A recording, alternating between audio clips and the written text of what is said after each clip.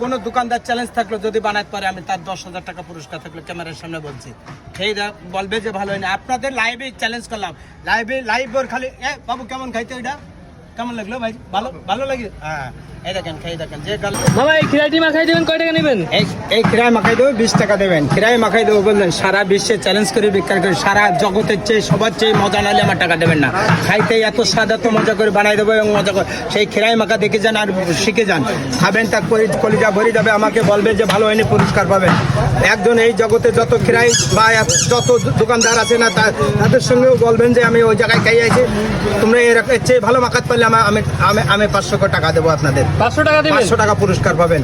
এই সেই খিরাই প্রসেস করে মাখাই দেবো, খেয়ে দেখেন মন ভরে যাবে। মন না ভরলে আমাকে টাকা দেবেন না।